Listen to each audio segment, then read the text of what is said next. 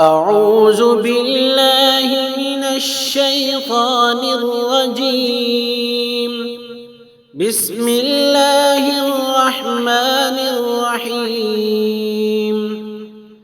ثم أنزل عليكم من بعد الغم أمنة نعاسا يغشى طائفة منكم وطائفة قد أهمتهم أنفسهم يظنون بالله غير الحق ظن الجاهلية يقولون هل لنا من الأمر من شيء قل إن الأمر كله لله يخفون في أنفسهم ما لا يبدون لك يقولون لو كان لنا من الأمر شيء ما قتلنا هاهنا